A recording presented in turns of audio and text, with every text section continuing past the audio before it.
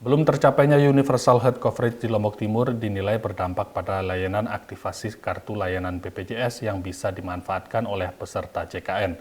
Sampai saat ini tercatat 130.000 lebih masyarakat Lombok Timur belum masuk dalam kepesertaan BPJS Kesehatan. Berdasarkan target Rencana Pembangunan Jangka Menengah Nasional untuk tahun 2023, ditargetkan kepesertaan BPJS Kesehatan di Indonesia mencapai 95%. Sementara Universal Health Coverage Lombok Timur sendiri baru mencapai 90,7%.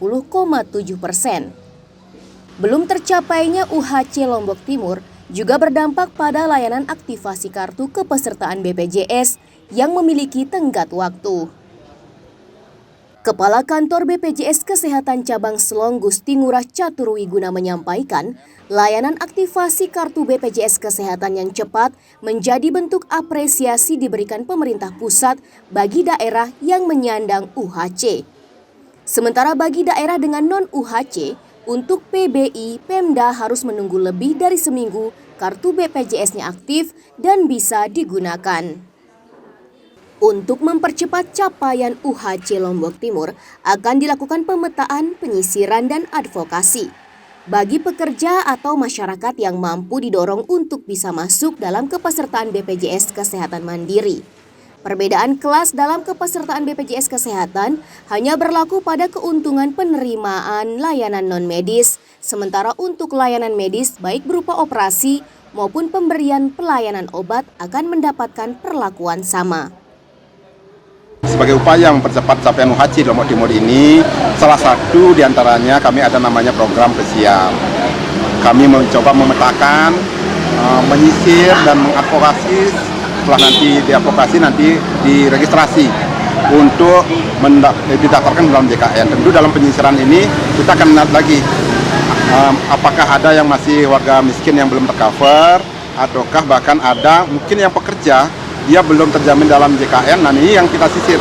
Harusnya ini menjadi kewajiban pemberi kerja untuk mendaftarkan mereka. Sementara untuk masyarakat yang sebenarnya mampu, yang kami ajak, ya janganlah mengharapkan untuk dibantuan dari Pemda. Ayo mendaftar secara mandiri. Pembagian kelas ini sebenarnya hanya di benefit non-medisnya. Ya. Tapi untuk benefit medis sama sebenarnya semuanya. Mau operasi jantung ya kelas 1, kelas 2, kelas 3 sama benefitnya. Sarana yang dipakai juga sama. Yang membedakan itu hanyalah pada saat dirawat inapnya saja.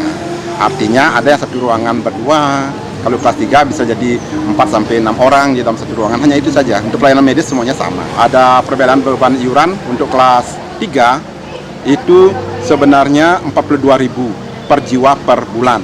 Hanya dari pemerintah mensubsidi 7.000. Jadi peserta yang umum untuk kelas 3 hanya membayar 35.000.